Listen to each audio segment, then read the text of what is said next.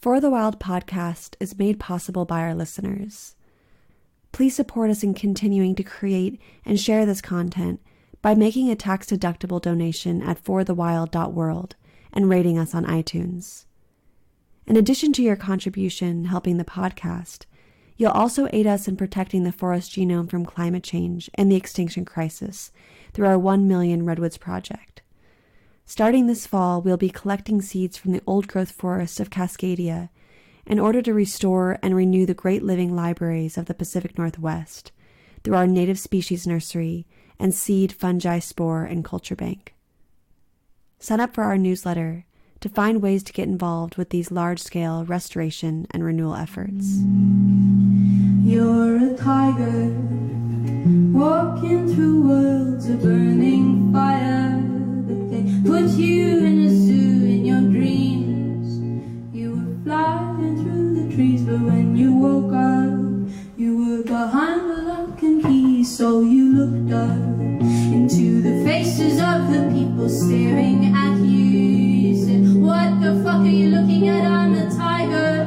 This is no place for my fire. You're a liar if you think you care about me. So you went to dreamland more and more often, 'cause in dreamland you were king of the jungle, but in that fucking cage you were angered and afraid that you'd never ever see the day that you could run away. You said, who the fuck are you to put me in a zoo? I'm a tiger with a fire and I'll bite you in your face. Who the fuck are you to put me in a zoo? I'm a tiger with a fire and I'll bite you in your face. You're a dolphin, queen of the ocean, mind of mystery, soul that is free. Then one day, while you were at play, they took you and put you far, far away. Hello and welcome to For the Wild podcast. I'm Ayana Young. Today we are speaking with Paul Watson. Paul is a marine wildlife conservation and environmental activist from Toronto, Canada. Watson was one of the founding members and directors of Greenpeace.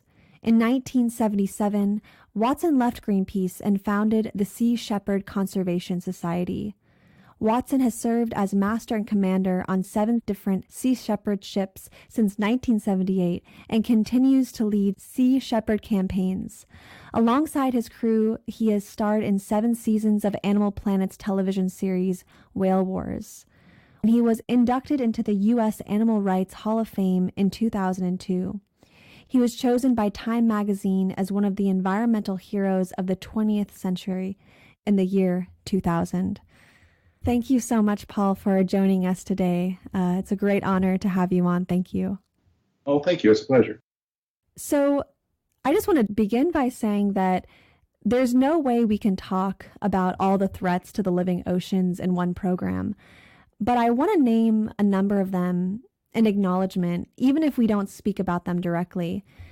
So some of the threats include overfishing, inadequate political protection, pollution, dead zones and industrial runoff, nuclear contamination, plastic particulate, ghost fishing by discarded nets and lines, disease and low immunity, aquaculture, genetic modification of salmon and other fish to come, dams and disruption of spawning grounds, warming seawater and polar ice melt, superstorms, acidification, coral bleaching and death, tourism and shoreline development, depletion of prey species, cascading effects of extinction and redistribution of species, habitat destruction by trawling, dynamite fishing, offshore oil drilling and spills, military sonar and weapons discharges, ocean freight routes and collisions with marine vessels, disruption in nutrient cycles from land use changes,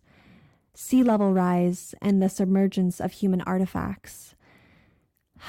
So, Paul, I'm wondering which of these threats, or others that I didn't mention, do you see the most potential for us as a human community to intervene or have a substantial impact on? Well, I think we can certainly intervene on a lot of them. We also have radiation coming from places like Fukushima, and sonar pollution from or seismic testing from oil companies. So those two are added to that list. What Sea Shepherd is focusing on is illegal fishing, poaching. 40% of the fish that is sold in restaurants or shops has been caught illegally. And I think one of the greatest threats to the survival of our ocean is the diminishment and destruction of biodiversity within the ocean. That's what keeps it alive. And if it's diminished, the ocean is diminished, and we're diminished. And the ocean dies, we die. It's as simple as that. I think there's nothing more important on this planet than protecting the biodiversity within our ocean, because without that, we have no future. A good example is phytoplankton. We've had a 40% diminishment in phytoplankton populations in the world or in the world's oceans. And phytoplankton provides 70 to 80% of the oxygen that we breathe. So if phytoplankton is destroyed, then we have no future as a species. It's really difficult trying to get people to see those connections. For the most part, it's all out of sight, out of mind. Nobody really cares or even gives a damn. Yeah, I think about that the oceans to many people seem far away or foreign and not seen. And so it's not in the day-to-day mindset of what we need to be doing to protect these vast ecosystems that completely change and allow us to survive. And, like you were mentioning, Sea Shepherd has focused a ton of resources and effort on protection of large ocean mammals, whales, harp seals, sea lions. I'm wondering if you can speak on the rational side about how critical they are to the ocean web as predators, how dire a situation it would be to lose them, and then also what they contribute to the world that's not quantifiable. The poetry of their languages, their magnanimous presence that invigorates all who share the water with them, and their capacity to affect the course of life and evolution. Well, in a global human society that's dominated by the anthropocentric mindset, none of those things, of course, really matter. People just simply don't care about the poetry of whale language or anything. But what they should care about is the fact that each and every day, one blue whale defecates into the ocean about 3 tons of fecal material, heavily rich in nitrogen and iron, which is the primary nutrients for phytoplankton. So the whales are actually the farmers of the ocean. You reduce whale populations, which we have, you reduce phytoplankton populations, which we have done. And that is very, very serious threat to our survival. But it's really a difficult thing to get that message across to people because they don't think about that. Right now, the Norwegians and the Japanese are exploiting zooplankton, catching it by the hundreds of thousands and millions of tons for one purpose, to provide a cheap source of protein for livestock. We're literally eating the oceans alive. Even when you eat a hamburger or a steak or anything, you're eating the ocean because, a good 45% of everything that's caught in the ocean goes to provide fish meal for pigs, for chickens, for salmon farms, all of these different things. And domestic house cats are actually consuming more fish than the entire seal population of the North Atlantic. Chickens in factory farms in Europe alone are consuming more fish than all of the albatross and puffins on the planet. So these are things that people just don't connect with, don't think about. That's absolutely incredible. And there have been a few times that I've thought about dog food, cat food, like you had mentioned. And even when people do organic gardening and the fish meal and bone meal and all of the implementations that we put into our day-to-day lives, not thinking about the billions of creatures that are affected by this. And you were mentioning the blue whale. Can you speak about the state of whale populations? What whales are most at risk right now? Well, all the whales are at risk right now, as pretty much everything in the oceans are at risk right now. But whale populations have been severely diminished over the years. And now with Japan, Iceland, Norway upping their quotas, there doesn't seem to be any safeguards for the protection of many of these species. Right now, we're fighting in the Sea of Cortez to protect endangered vaquita, the smallest porpoise and the most endangered porpoise on the planet. And if we hadn't been there doing what we've been doing for the last 3 years, it would now be extinct. There's less than 30 of them left. And in order to save them, we're confiscating nets and long lines. We've confiscated over 450 nets that have been set illegally in the Sea of Cortez. But human greed is human greed. And their fishery that is destroying the vaquita is the totoaba fishery. The totoaba is also an endangered and protected fish, but its bladder is worth $20,000 a kilo on the Chinese market. So with that kind of price set on its head, people are quite willing to break and violate the laws, and for the most part, they get away with it.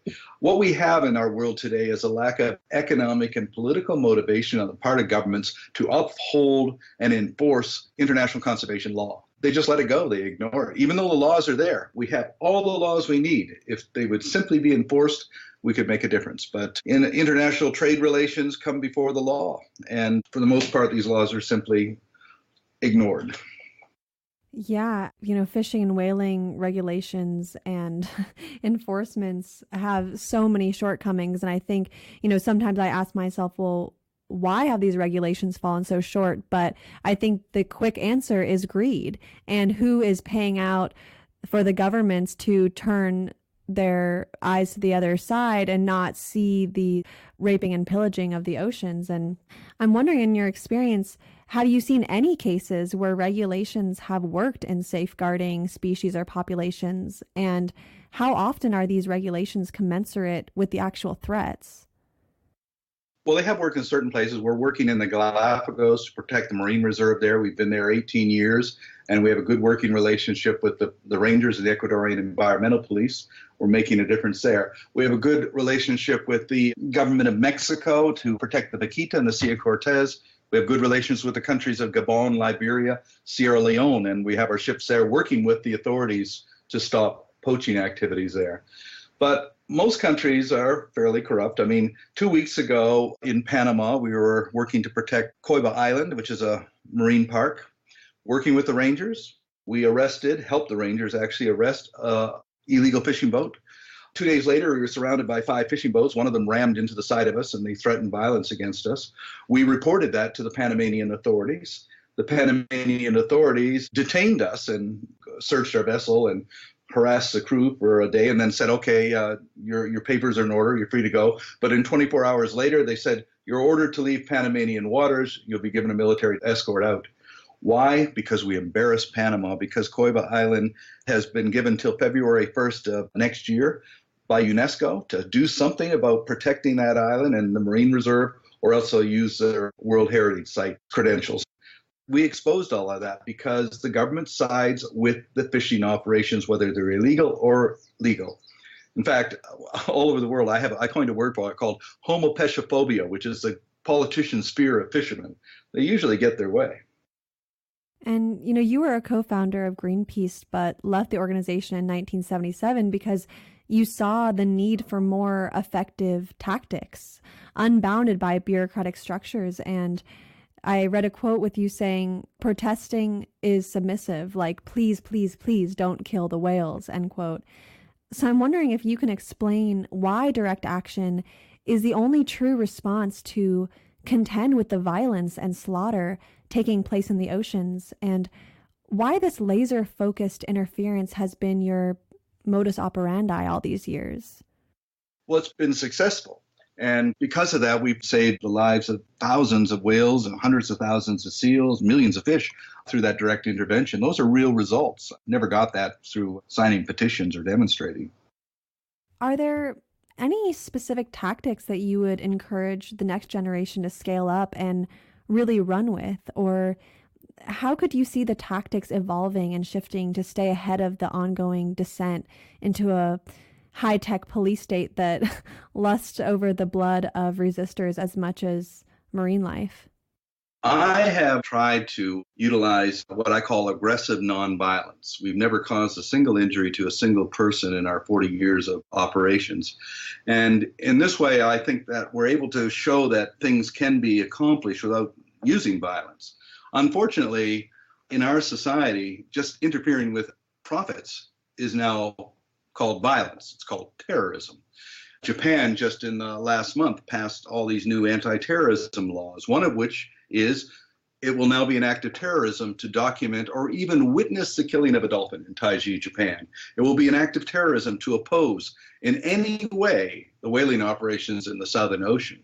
More and more governments are going this way, sliding, very quickly but quietly into these totalitarian laws that are meant to benefit corporations and to ensure that those who are profiting from exploitation continue to do so unimpeded. So it's becoming more and more difficult. The things that we've done over the years in the 70s, the 80s, and everything, we can't do those things anymore. There's been laws that have been brought in specifically against the things that we were doing.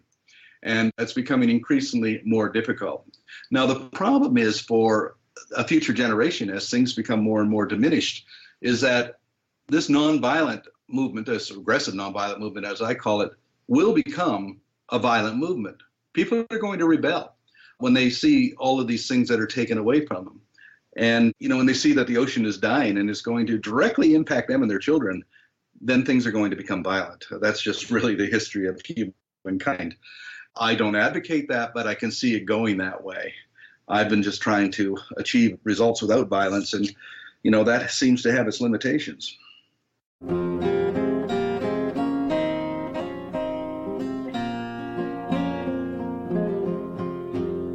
March 29th, 1910, the little brig Daisy did sail.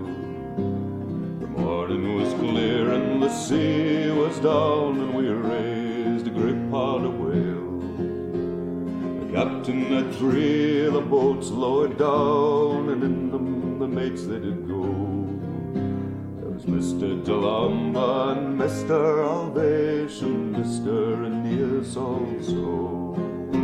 Blew up your royals and topsails, all your headsails down, for you'll never see the whale no more on the cold South Georgia ground.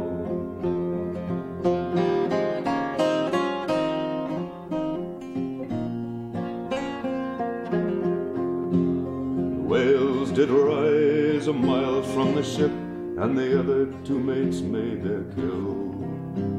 But Mr. Aeneas was caught in the pod where the whales were lying still. Mr. Aeneas stood still in the bow, he had his lance in his hand. But the whale he had harpooned would not break away, and would neither sound nor run. It struck at the boat and it lifted her high, and the men fell out over the stern. And we saw the flukes come a-thrashing down where Mr. Aeneas had been.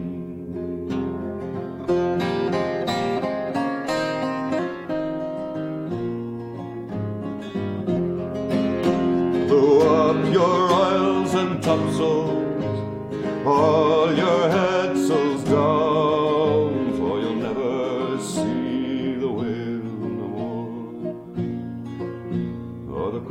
South Georgia ground.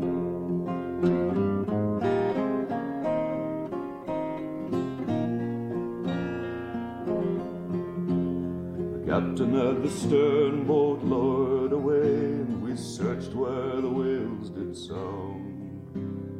5 men we gathered from out to sea, but Mr. Aeneas was gone.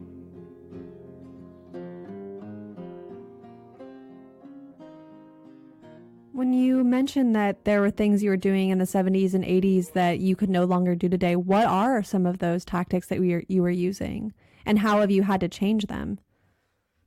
Well, they passed these laws to prevent us. For instance, protecting seals in Canada. They passed the Seal Protection Act. Under the Seal Protection Act, it's now illegal to witness or document the killing of a seal. In 1983, I blockaded St. John's Harbor, kept the entire sealing fleet from leaving for 2 weeks. We'd be blown out of the water if we tried that today. So it's the introduction of new, very authoritarian laws, and the fact that people will not hesitate to destroy or kill anybody who gets in the way of their profits. Yeah, I see that happening on ocean lands. We're seeing that everywhere with people rising up. And going back to when you were saying that you believe things will become violent once people start to see the rest of life be slaughtered. We can continue pushing the Anthropocene forward and It's amazing to see that even more oil is being drilled, even more is being destroyed as we are going closer and closer to the cliff of extinction. And so, part of me wonders, when you're talking about this violence, do you see violence as in revolt against the totalitarian regime, or you see revolt against each other because people inevitably who are relying on these stocks for survival, when that's no longer there, where do people turn? Well, that's true. And it's going to get even worse because human populations increase and the resources become more scarce. The violence is going to be from both ways, those who want more and those who are trying to prevent them from wanting more. We saw just this year the violence against the protesters at Standing Rock. And one woman lost her arm, were, severely injured. And yet our society just said, oh, well, they shouldn't be in the way. Over the last 10 years, over 1,200 environmentalists have been murdered. 1,200, 200, almost 200 this year alone. And you don't read about it in the newspapers. Nobody really cares. Most of these murders are unsolved. Jairo Mora Sandoval was murdered on the beach in Costa Rica for trying to protect turtles. People are being murdered trying to protect the rainforests in Brazil. And this is becoming business as usual, and nobody's even blinking now when it happens. Oh, an environmentalist has been murdered in Costa Rica. Oh, big deal. Well, it shouldn't have gotten in the way. That seems to be the answer. If one logger or a fisherman were ever to be killed by an environmentalist, you can be guaranteed that this would be on the front page of the New York Times and a major news story around the world. But, we're expendable. They're not. Do you foresee that poaching will increase alongside the growing scarcity associated with climate change, economic instability, and relentless human population growth? Oh, absolutely. As resources are diminished, those who want it are going to violently get it any way they can. We're seeing that right now. I've got a crew on the island of Mayotte in the Indian Ocean. It's halfway between Mozambique and Madagascar. And we landed there to protect turtles because they're being severely poached. The first night we were there, with a police escort that we had, we were stoned from the darkness. One of our vehicles was burned, and they threatened to kill us. They've already burnt down a ranger station. They threatened the lives of the rangers. Rangers are being killed around the world. 4 of them were killed yesterday in Africa. This is, an ongoing thing. And again, you don't hear much about it unless you're involved, and we're involved and we're seeing it, but nobody really seems to care, and that's the problem. The thing is that we have, I think the greatest pollution in our society is anthropocentrism. This idea that we are arrogantly allowed to do whatever we want with the natural world, and it's okay. And to interfere with that is not okay. The only way we're going to survive as a species is to live within the laws of ecology, diversity, interdependence, understanding of finite resources, and to live in harmony with other species and understand that we are part of nature, part of the ecosystem. We're not dominant over it. And until we do that, our future doesn't look very good. And I don't know whether that can happen. I think the first thing we have to do, and it's almost near impossible to do it, is to rid ourselves of anthropocentrism. What that means, all of these stupid religions that claim that we're better than everything else. This idea that everything there is expendable to us. The fact that big game hunters can go out and shoot anything they want and it's illegal. The fact that whalers can openly violate the law and get away with it. Fishermen openly violate the law and get away with it. So the punishment goes towards the protectors and not against the offenders. Yeah, I absolutely agree with you. For the most part, humans have been conditioned to believe that they are dominant and more important, and the needs of humans trump the needs of any other species. And going back to how there's such a lack of care when environmentalists go missing or are murdered, it's not in the news. And of course there's reasons for this. Yeah, I'm really interested in understanding the psychological hurdles and limitations that keep people in a state of complacent consumerism. And I'm wondering, how did you get to the place of willingness to risk your personal life to be a defender of the marine world, which, of course, is the origin and sustainer of the terrestrial world? Especially with the absence of a prison support culture and the shaming and persecution of activists as, quote, eco-terrorists. We live in a media culture, and the media defines our values, what is important, what isn't. Imagine walking into the city of Mecca and spitting on the black stone. Well, your chances of getting out of that town are pretty remote. Going to Jerusalem and hack away at the Wailing Wall with a pickaxe, you're going to get an Israeli soldier's bullet in the back, and nobody's going to have any sympathy for you because you have attacked something which is sacred. But every day we go into the most beautiful and sacred and mysterious cathedrals of the natural world, the rainforests of Amazonia, the Great Barrier Reef of Australia, and we totally desecrate and destroy these cathedrals. And how do we respond? Petitions, right? Some politician jump up and down with animal costumes. I mean, if we were as passionate about these beautiful places in nature, and passionate about saving species as we are about a hunk of old meteorite in Mecca or a decrepit old wall in Jerusalem, we literally rise up and fight to protect it. You know, people always say to me, how can you ask your crew to risk their life to protect a whale? That's asking an awful lot.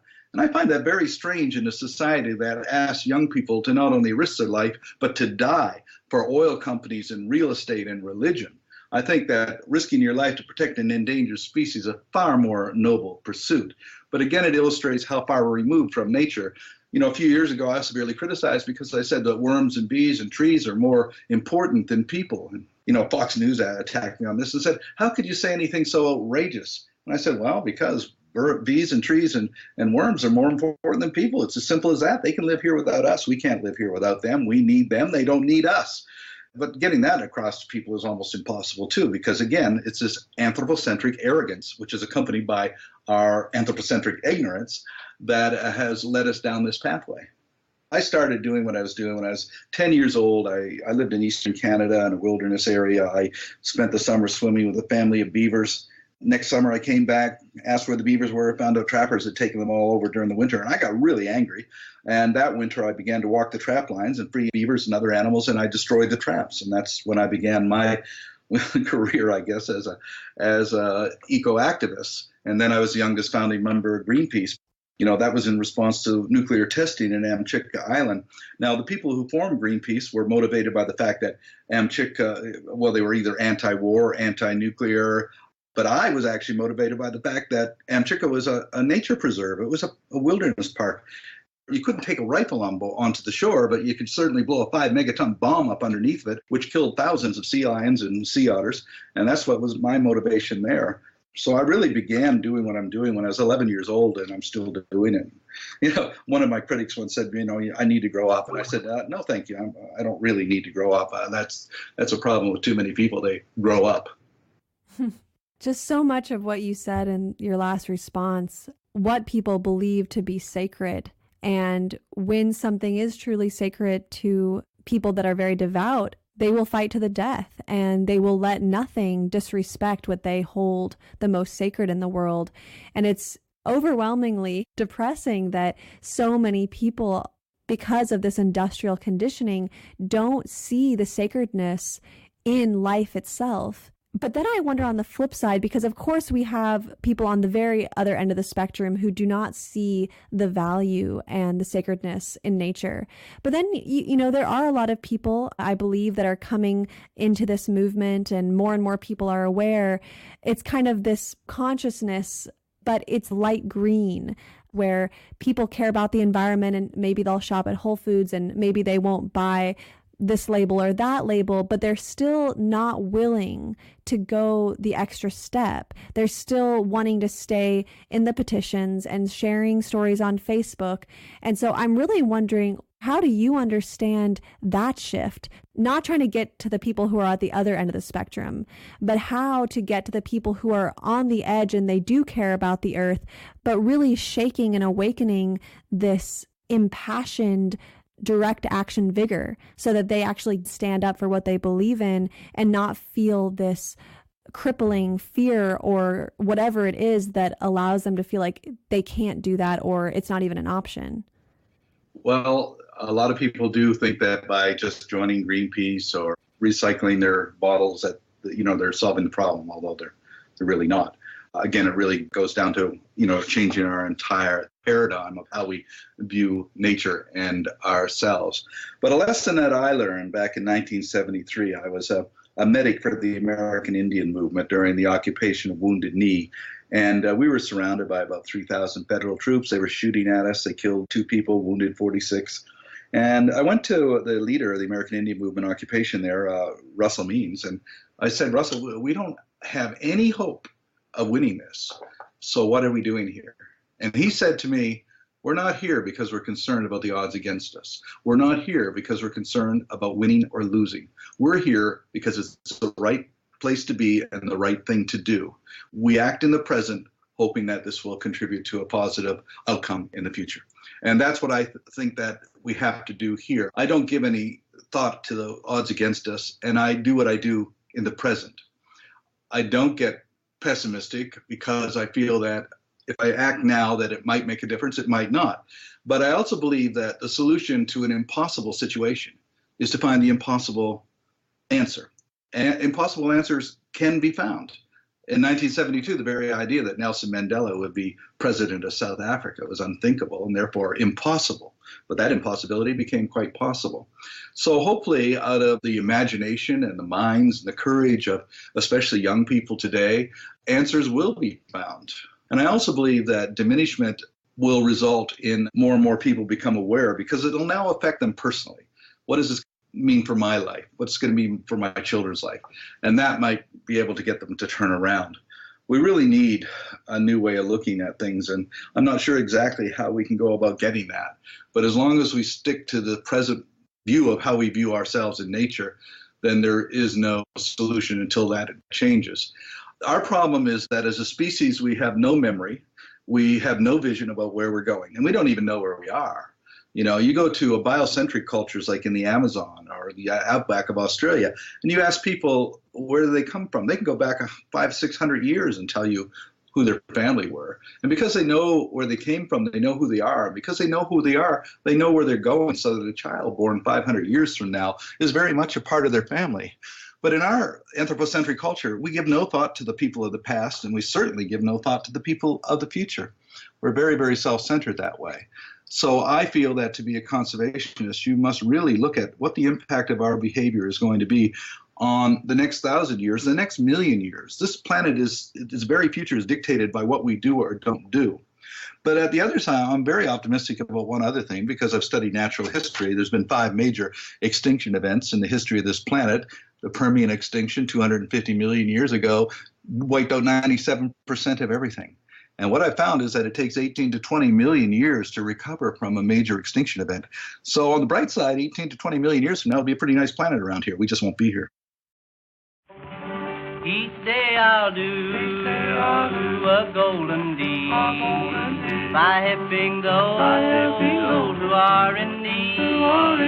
My life on earth is but a span, and so I'll do the best I can. Last evening sun is sinking low. A few more days, and I must go to meet the deed that I have done, where there will be no setting sun.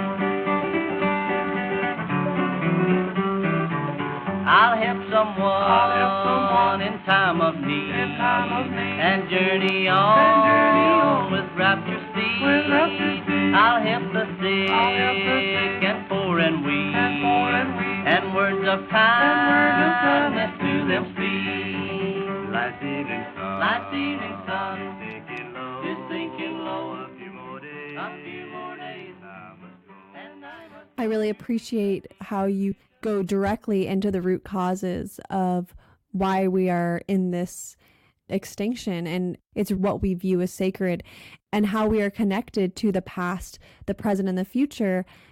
I think there are people that care, and I think there are people who don't want to see the destruction of so much of life, but they're not actually willing to risk whether their life, their comfort, their routine to actually do something about it. So I'm always interested in where is that tipping point? And perhaps like what you said, that tipping point is when things get so bad that it's actually affecting them personally. And then there's no other choice at that point.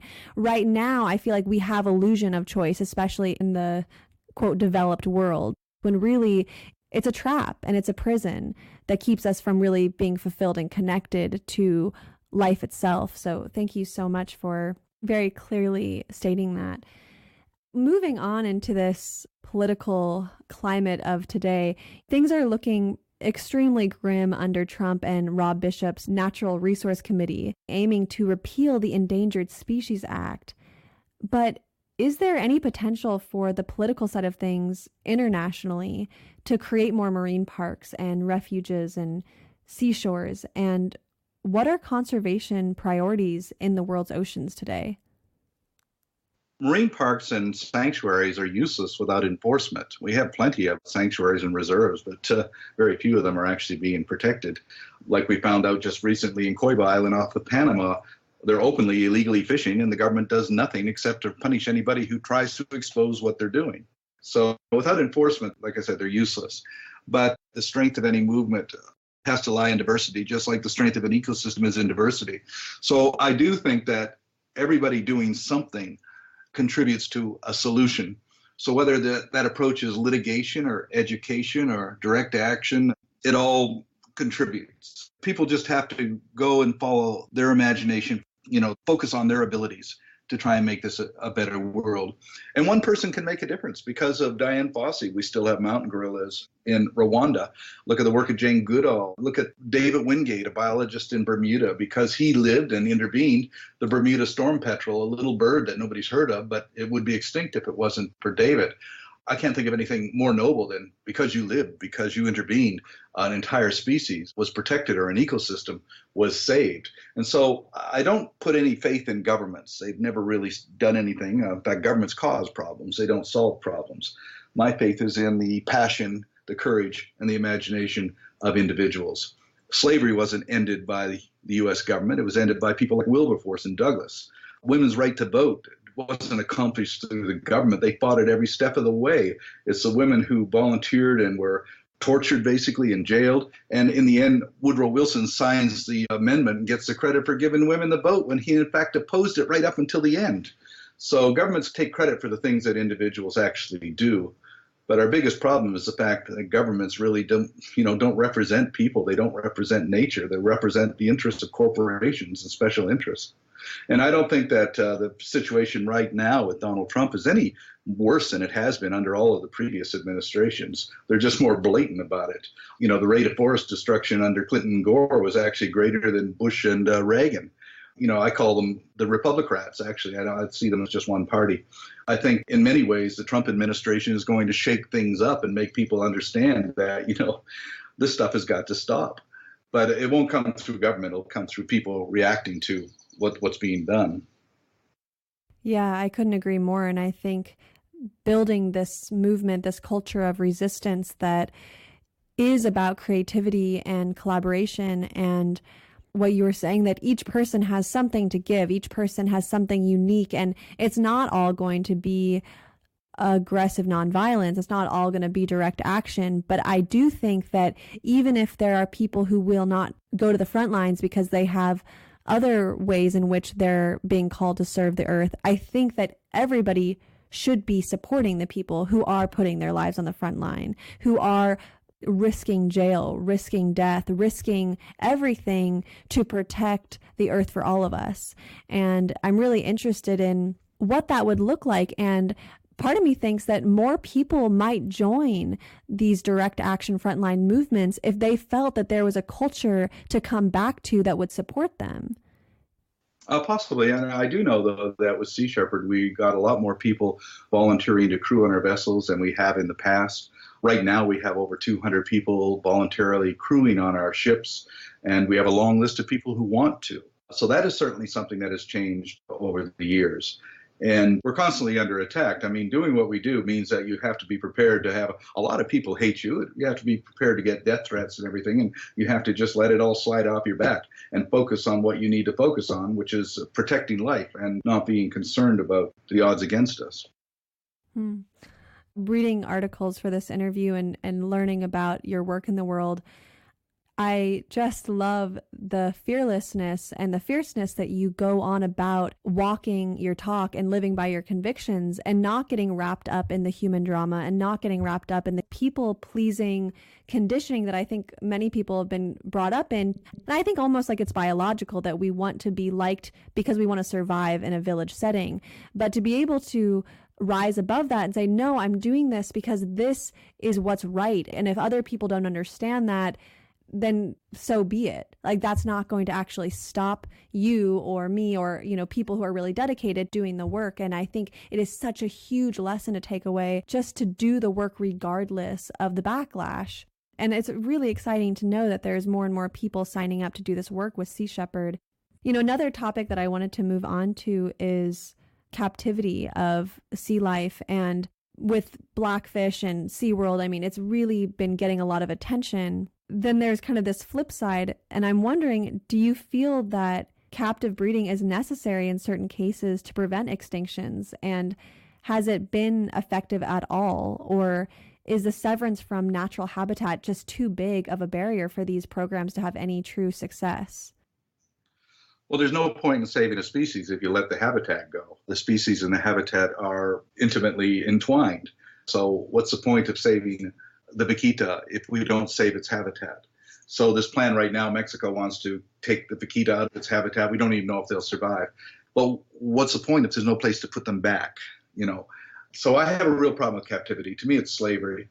We're torturing these animals, and we have no moral right to do that.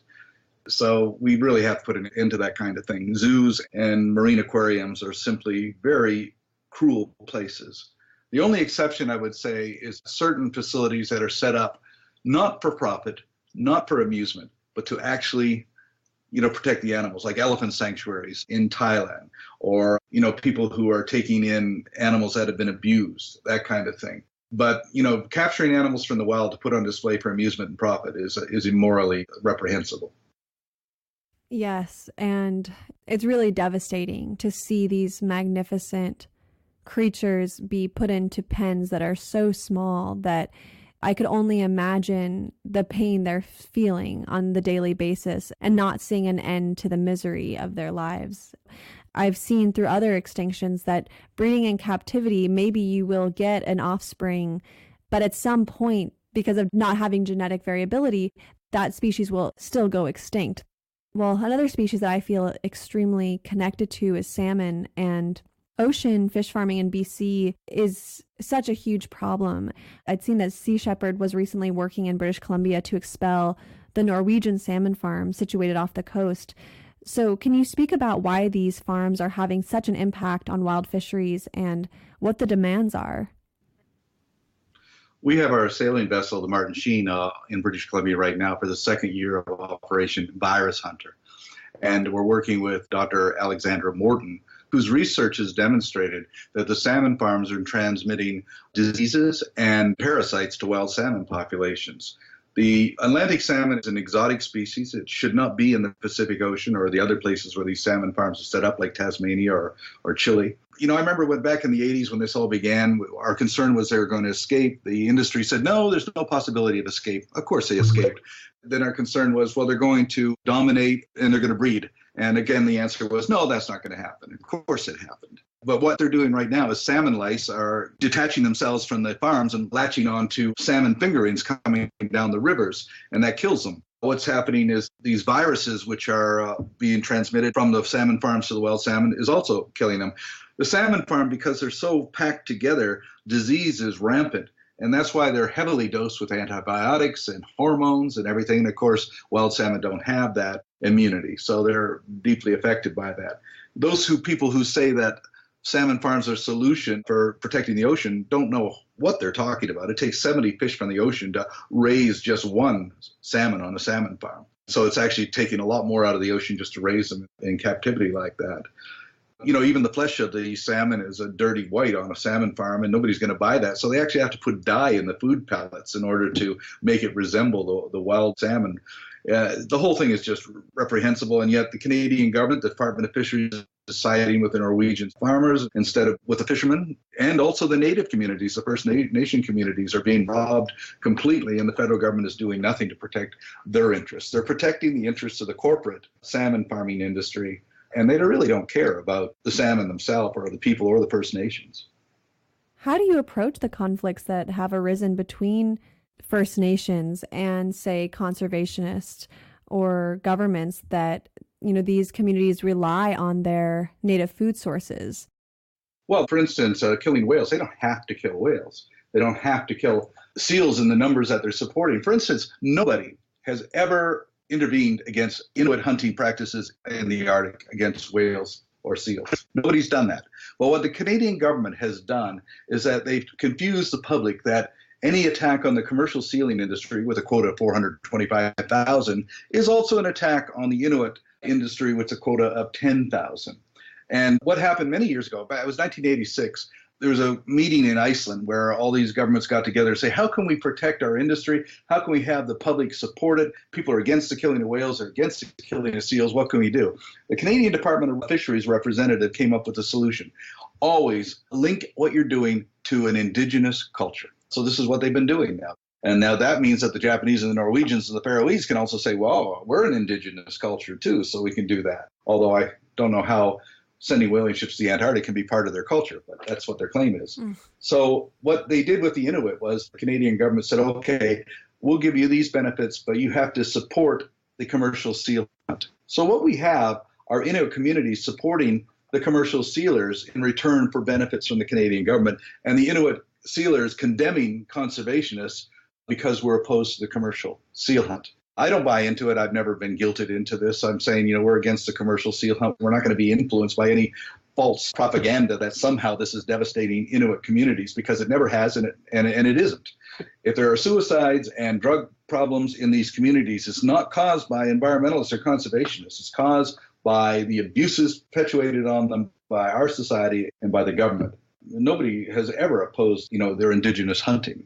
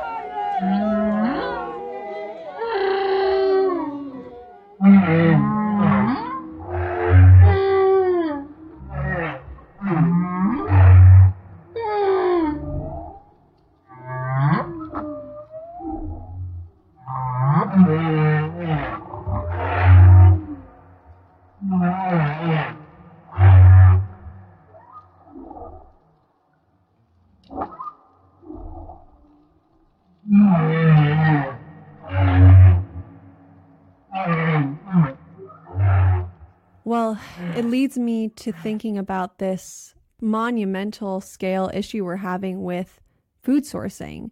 And what you had mentioned earlier in the conversation, that whether it's dog food, cat food, human food, agriculture, cattle, we are stripping the oceans to make feed for other creatures that we then consume. How do you see the solutions for feeding a growing population in a way that is protecting biodiversity? There is no such thing as sustainable food sources. There's too many people, and we've exceeded the carrying capacity. Therefore, we're stealing the carrying capacity from other species to make our numbers grow greater. We've already, in the last 60 years, wiped out pretty much 50% of all of the non-human, domestic animal biomass on the planet. And right now we're doing something even more insidious, which is we're destroying bacteria in the soil. So that's going to affect plant-based foods, thanks to people like Monsanto and others. So there's simply no such thing as sustainability. In 1992 at the Environment Conference in Brazil, Gro Harlem Brundtland, the Prime Minister of Norway, coined that word sustainability. What it means is business as usual with a justification. There is no sustainable fisheries anywhere in the world. At the COP21 conference in Paris 2 years ago, I said that there's one solution to protecting our oceans, and it's an easy solution. It means we don't do anything, and that is we stop commercial fishing. We put a moratorium on all fishing for at least 50 years. Let the ocean repair itself. Just leave it alone. Let it repair itself. And it can be resilient if we leave it alone. For hundreds and hundreds of years, Polynesian shaman would declare a bay, say in Tahiti or Bora Bora. They would say this bay is taboo, kapu. If anybody fishes here, it's a death penalty. And everybody said, well, that's a little extreme. No, because the shaman and the people there understood one thing. If the fish disappeared, they would die. And therefore, conservation was a necessity for them. The problem is right now we have no taboo areas anywhere in the world. The fish have no place to hide, and we're catching more than the ocean can survive with. Not only that, most of the fish we catch is either thrown away or fed to animals or whatever. It's just complete and total arrogant irresponsibility on the part of human corporations who are involved in this. There used to be a thing called fishermen. They don't exist anymore. Now they're corporations, and the corporations really don't care. I call it the economics of extinction. The bluefin tuna is a good example. One of these fish is worth about $75,000 on the market in Japan. They could stop fishing tomorrow. They still have 10 to 15 years supply, and they could allow the fish to recover. But they don't want to do that because if the fish recover, then the price of their commodity what they call their fish, what they term as a commodity in their warehouses will go down because the price is determined by scarcity. So they want the fish to be scarce. And if it goes extinct, they will make billions of dollars. And companies like Mitsubishi, who own these warehouses and everything, they don't care. They'll just reinvest that money into something else. They don't care about the future of the species because it's just another short-term investment for short-term gain. Wow, extinction capitalism. That's disgusting. I absolutely agree that the word sustainable, I loved what you said. It's business as usual with justification. And through this conversation, you've mentioned a number of issues with whales and sea lions and porpoises and fish. And I'm wondering, are there any highlights, anything that you're working on right now that you really feel like needs more attention than others, or if you were just to kind of solidify it into a handful of species or a handful of issues, what would those be? Well, I think the greatest threat right now is diminishment of biodiversity, and that's caused by overfishing, illegal fishing, all these kind of things. But it's really hard to separate that threat from all the other threats, the death of coral reefs, the acidification, plastic pollution. I think plastic pollution has the potential to destroy all life in the ocean. There's no way of getting rid of it. It's killing albatross. It's being ingested by krill and zooplankton, which is then in turn ingested by fish, then by people. Almost any person who eats a fish has microplastics in their body now. We just have to stop fishing. It's as simple as that. The crews on all my ships are vegan because we're trying to set an example. And of course, people just, you guys are a bunch of animal rights wackos. No, we're conservationists. I don't think you can be a conservationist unless you're a vegan or a vegetarian.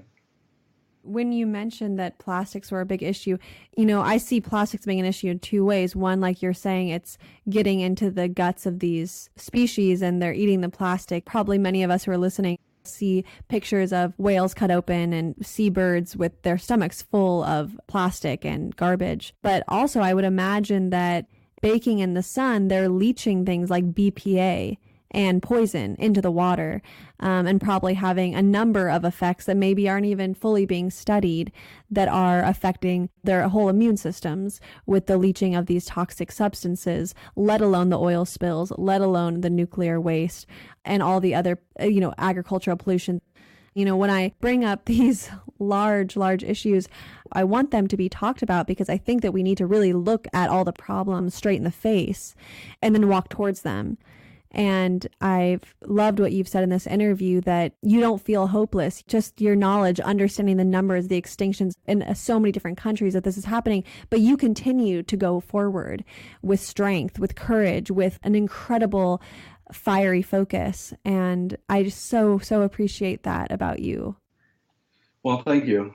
So Edward Abbey once said, when somebody said life is cruel, but he said, compared to what? You know, the fact is, if you're alive, you've got to have hope. You've got to be able to continue to fight for what is right. You've got to be prepared to take a stand to do what is right. Like Russell Means said, you can't be concerned about the odds against us. You can't be concerned about whether we're going to win or lose. You just have to act in the moment and do what you can with the hope that it will make a difference. Well, if you were to give a few ideas or a few ways that people could get directly involved with ocean conservation, what could people do today? I think the best thing is to find what you're passionate about and focus on that. It doesn't matter whether it's ocean conservation or if it's on land or whatever. If you feel passionate about a particular species, devote yourself in whatever way you can to protecting that species or that habitat, and understand that individuals can make an incredible difference. And it's happening more and more. I've seen so many people who have intervened, and even though the odds seemed impossible, have actually made a difference. I think that the more people that can follow that path, the more hopeful it is for the future. Well, thank you, Paul. And I'd like to just leave the floor open to you, however you'd like to close this conversation, whatever messages you want to share, how people can support Sea Shepherd. Well, Sea Shepherd started as an organization back in 1977, but today it's a movement. It's really decentralized. We're in about 45 different countries, and people in those countries act passionately to get involved. We're open to people's suggestions. We're open to people's visions.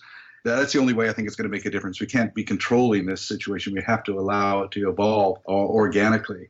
And it's amazing how many campaigns we have now around the world. So many people have set up Sea Shepherd chapters and whatever, and it's making a difference. So that's what I've always wanted it to be, is a movement, not an organization. It's not about me. It's not about even the organization. It's about a mindset. The Japanese thought that by shutting me down, they could shut Sea Shepherd down. But what they discovered is Sea Shepherd's not me. Sea Shepherd is a movement. And you can stop an individual, you can stop an organization, but you cannot stop a movement.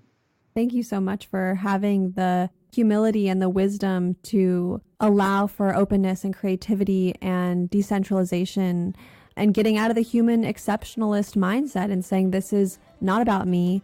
This is about the oceans. This is about the more than human species. And I can't wait to learn more about all the places that you're going with Sea Shepherd. Oh, well, thank you. My mind grows dry and thirsty as the memories linger, drifting on the wind through the mountains like a river. Sweet smell of pines, tall western sea. The music you heard today was Mr. Aeneas by Gordon Bach, then Wade Maynor and the Sons of the Mountaineers with Life's Evening Sun, followed by Mabudi Hunter's Elephant Hunting Song, and Humpback Whales from the new Songs of the Humpback. Our theme music was The Tiger and the Dolphin by Alice Phoebe Lou, and Like a River from Kate Wolf. I'd like to thank our producers, March Young and Reach Out, our research director, Madison Mikulski, and our media director, Molly Lebov, and everyone on the For the Wild team. If you value this podcast, please make a tax-deductible donation at forthewild.world and rate us on iTunes so that we can keep sharing and expanding these messages to wider audiences. Drifting on the wind through the mountains like a river.